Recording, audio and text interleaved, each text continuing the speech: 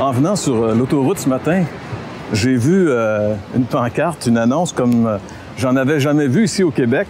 Ça disait « Respecter les limites » et c'était indiqué pour un excès de vitesse à 160 km à l'heure. L'amende est de 800 $. Et je me suis dit à moi-même que j'étais un peu chanceux parce que j'ai probablement jamais roulé jusqu'à 160, enfin peut-être pas, mais j'ai déjà largement dépassé la limite de vitesse et j'ai été chanceux, je me suis pas fait prendre souvent. Mais je dois dire que j'aimerais pas payer 800 $ d'amende et ça fait réfléchir. Mais qui d'entre nous, un jour ou l'autre, on n'a pas, justement, comme moi je l'ai fait, quand on est certain qu'il n'y a pas de police, on pèse sur le champignon, puis on va plus vite qu'on devrait aller. Qui de nous, quand on était jeune à l'école, n'a pas triché dans ses examens? Qui de nous n'avons pas parlé dans le dos de quelqu'un? En fait, on est des pécheurs et on a tous quelque part quelque chose à se reprocher. On a tous quelque part, comme on dit, un squelette dans le placard. Par contre, il y a des gens qui ont fait des choses assez terribles. Par exemple, vous avez certainement déjà entendu parler du scandale du Watergate aux États-Unis. C'est le plus gros scandale politique qui est arrivé dans le monde et probablement, sûrement aux États-Unis.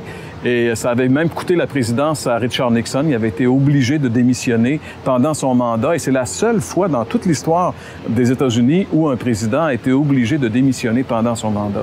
C'est vous dire jusqu'à quel point ce scandale-là était grave. Et parmi les instigateurs du scandale, parmi ceux qui ont aidé Richard Nixon dans son espionnage au Watergate, il y avait ses conseillers, ses proches conseillers, entre autres un gars qui s'appelait Chuck Colson, Charles Colson. Et c'était un des hommes les plus puissants aux États-Unis et donc un des hommes les plus puissants dans le monde. Et du jour au lendemain, après avoir été jugé pour sa participation au Watergate, il s'est retrouvé en prison. C'est comme s'il avait dégringolé du plus haut point jusqu'au plus bas point. Et alors qu'il était en prison, il compte dans un de ses livres ce qu'il a vécu. C'était assez horrible, mais en prison, il s'est tourné vers Dieu et il s'est converti. Il a connu le Seigneur Jésus-Christ comme son sauveur et il a été complètement transformé et même il a commencé un ministère qui s'appelle Prison Ministries aux États-Unis qui roule encore aujourd'hui et qui permet à des milliers de prisonniers de connaître le Seigneur Jésus comme leur sauveur. Peut-être qu'on n'a pas fait des choses aussi graves que Chuck Colson, mais certains, si on s'examine un petit peu, si on y réfléchit, on va trouver que quelque part, on a des choses à se reprocher. Et même pire que cela, la Bible dit, vous savez, Dieu, il va nous chercher vraiment, il nous met dans le coin. Lorsque dans l'Ancien Testament, par la bouche du prophète Ésaïe, il dit qu'on est tous des impurs et que même notre justice est comme un vêtement souillé. Ça veut dire que même nos bons coups, même ce que nous, on pense être vraiment quelque chose de bien, bien aux yeux de Dieu, c'est entaché. C'est comme un vêtement souillé. Parce que Dieu voit non seulement les actions qu'on fait, mais il voit aussi les motifs qui sont derrière et toutes ces choses-là. Donc, on a vraiment un problème, nous, les êtres humains, avec Dieu. Et ce que je trouve le plus extraordinaire dans tout ça, c'est que pour des individus tels que nous, Jésus est venu expressément du ciel mourir sur la croix. C'est pour des gens comme nous qu'il l'a fait. La croix était quelque chose d'horrible. J'ai lu beaucoup sur la croix, j'ai réfléchi aussi et je pensais à Jésus la veille de sa crucifixion, ce qui devait lui passer par la tête, savoir que le lendemain, il subirait ce genre de traitement. Vous savez, les Romains étaient vraiment terribles avec les crucifiés. D'abord, ils les flagellaient. C'était la flagellation. Puis, si vous avez vu le film de Mel Gibson, La Passion du Christ, il décrit très, très bien ce qu'était la flagellation à cette époque-là. C'est pas exagéré, c'est vraiment ce qui se passait. Et il a été déshabillé, on l'a mis nu sur cette croix, et les gens se moquaient de lui. Et il était là en train, lui, de payer pour mes péchés, de mourir à ma place et à votre place, parce qu'il nous aime. C'est pour des êtres comme nous que Jésus est venu mourir sur la croix. Et la Bible nous dit que lorsque Jésus est mort ce jour-là, sur le mont Golgotha, il y avait 3 croix. Jésus a été crucifié au milieu de 2 brigands, 2 bandits, 2 malfaiteurs. C'était pas des... tu sais, aujourd'hui, des fois, on pense... quand j'étais jeune, on disait le bon larron et le mauvais larron. Mais c'était des bandits, des criminels, des hommes qui avaient du sang sur les mains, des hommes qui avaient probablement tué. Et puis, Jésus se retrouve au milieu de ces deux-là. Et la Bible, ici, qui est la parole de Dieu, moi, je crois que la Bible est la parole de Dieu. Et même, elle va dans les détails souvent pour qu'on puisse s'imaginer ce qui se passait vraiment. Et on voit qu'il y avait un dialogue. En tout cas, ces gens-là, avant de mourir sur la croix, ils parlaient. Et dans l'Évangile de Luc, chapitre 23, au verset 39, il est dit « L'un des malfaiteurs crucifiés l'injuriait, disant « N'es-tu pas Christ? N'es-tu pas le Christ? Sauve-toi toi-même et sauve-nous. » Moi, je trouve ça un peu ahurissant que ce gars-là, il se retrouve sur la croix, il reste quelques heures à vivre, puis il est encore dans sa rage, il est encore dans sa rébellion, il est en train d'insulter Jésus. Il lui dit, si t'es le Christ, descends, puis fais-nous descendre, puis etc. Il est vraiment... Je veux dire, on pourrait penser peut-être que quand quelqu'un est rendu là, bon, ben il commence à réfléchir, puis tout ça, mais c'est pas le cas pour tout le monde. Puis en tout cas, c'était pas le cas pour lui. Lui, jusqu'au bout, il avait sa rage, et puis il est mort enragé, on pourrait dire.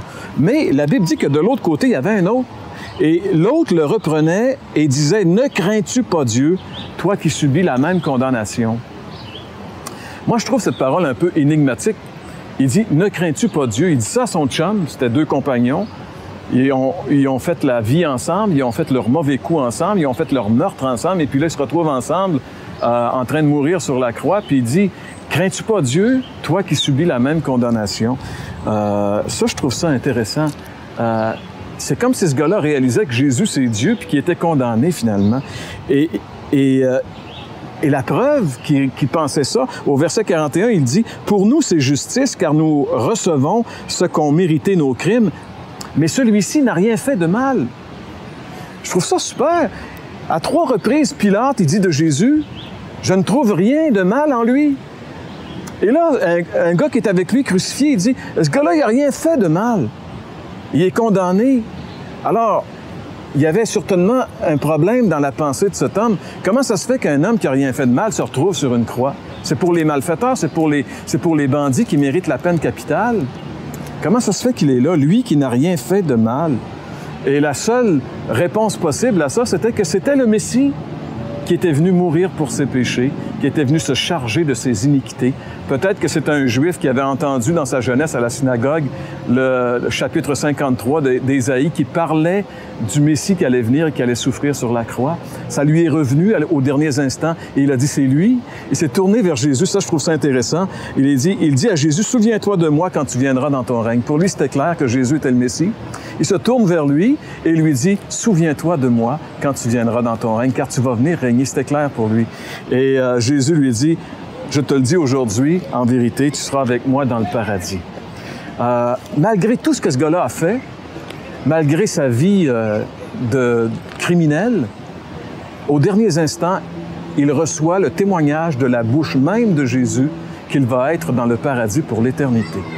Malgré tout ce qu'il a fait, il va se retrouver dans l'éternité, tout simplement avec Jésus, tout simplement parce qu'il s'est tourné vers lui et qu'il lui a confié sa destinée.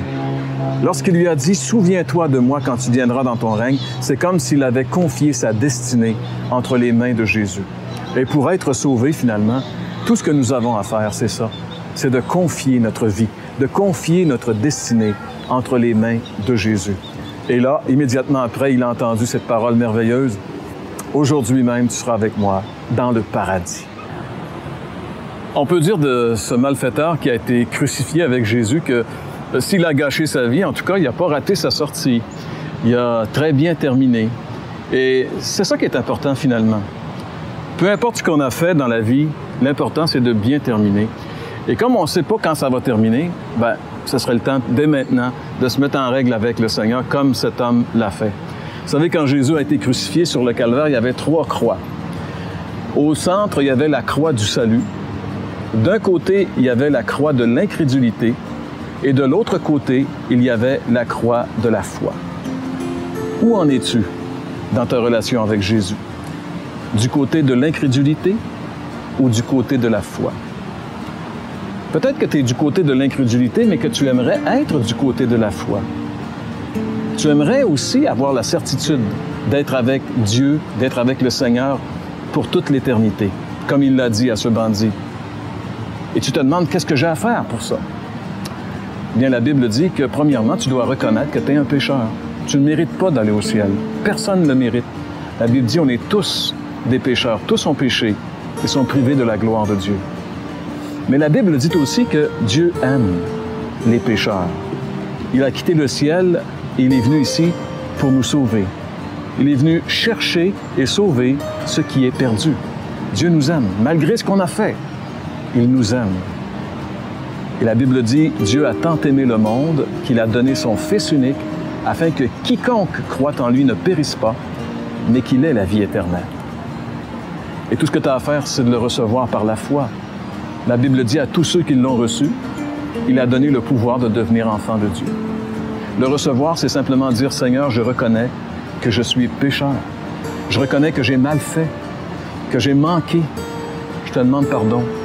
Mais je crois que tu es mort pour mes manquements sur la croix. Et je veux te recevoir maintenant comme mon Sauveur et mon Seigneur. Viens dans ma vie, prends ma vie et fais de moi ce que tu veux. Si on fait sincèrement cette prière, le Seigneur vient dans notre vie et transforme notre vie. C'est pourquoi je vous invite à prendre très au sérieux ce que vous avez entendu au cours de cette émission aujourd'hui.